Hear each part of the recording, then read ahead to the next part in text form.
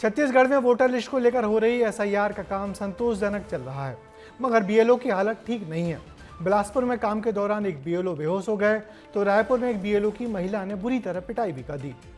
उधर एसआईआर की प्रक्रिया के दौरान ही एक बेटी कई साल बाद अपने परिवार से भी जा मिली। क्या अजब गजब हो रहा है एसआईआर के मुद्दे पर छत्तीसगढ़ में, हमारी इस रिपोर्ट में देखिए।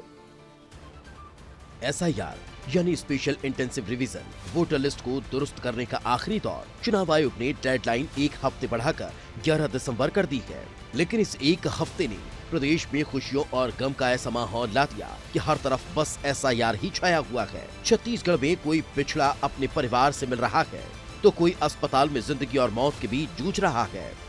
केशकाल में एसआईआर ने बूढ़े माँ बाप की खुशियां लौटाई है। 12 साल पहले लड़की लापता हुई थी। रायपुर में शादी कर अपने पति, बच्चों और परिवार के साथ जीवन यापन कर रही थी। एसआईआर के दौरान मिल गई। उससे उलट बिलासपुर में एक बीएलओ के घर गम के बादल छा गए। यहाँ एक बीएलओ सुपरवाइजर गीता कृष्ण की तबीयत बिगड़ गई और उन्हें आईसीयू में भर्ती करना पड़ा। तो वहीं रायपुर में तो अलग ही मामला सामने आया। यहाँ एक महिला ने बीएलओ की जमकर पिटाई कर दी।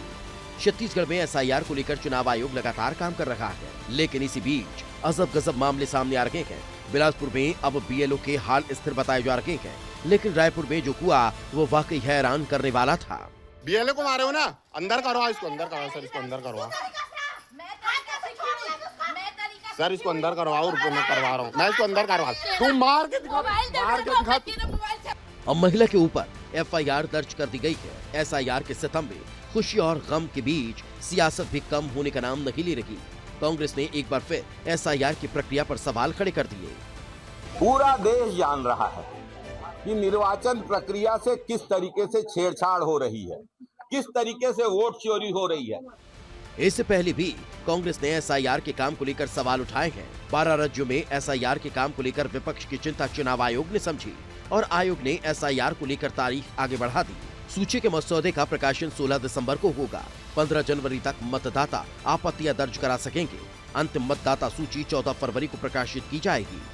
चुनाव आयोग पक्ष और विपक्ष की बातें सुन हर वो कोशिश कर रहा है जिससे एसआईआर की प्रक्रिया अच्छे से हो सके, लेकिन कांग्रेस को ये नागवार गुजर रहा है। यही वजह है कि बीजेपी ने भी कांग्रेस पर जमकर पलटवार किए।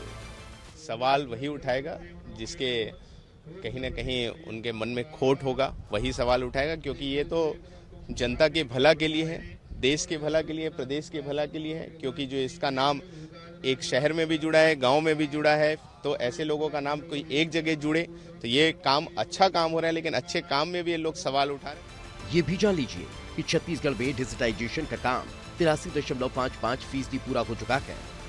51 करोड़ मतदाताओं के लिए बनाए गए गणना फॉर्म में से 99.53% फॉर्म लोगों तक पहुंच चुके हैं। इनमें से लगभग 79% फॉर्म का डिजिटाइजेशन भी पूरा हो चुका है। यानी घर घर से बीएलओ जो फॉर्म भर कर लाते हैं, उनमें लिखे नाम, पते और अन्य विवरण को ऑनलाइन सिस्टम में दर्ज किए जा चुके हैं। बावजूद इसके एसआईआर पर सियासत है कि खत्म होने का नाम की नहीं ले रही। संसद में भी आज ये मुद्दा उठा और सियासत शुरू हो गई। लेकिन इससे परे अब एसआईआर अपने आखिरी दौर में है। चुनाव आयोग के आंकड़े की माने तो 11 दिसंबर तक एसआईआर का काम पूरा हो जाएगा। विस्तार न्यूज के लिए रायपुर से होमन साहू की रिपोर्ट। तो छत्तीसगढ़ में एसआईआर का काम ठीक गति से चल रहा है और ये चुनाव आयोग के लिए बहुत ही राहत की बात है। लेकिन अब इस काम की गति बढ़ानी होगी। हालांकि तारीख बढ़ाने के बाद बीएलओज को अब राहत मिली है।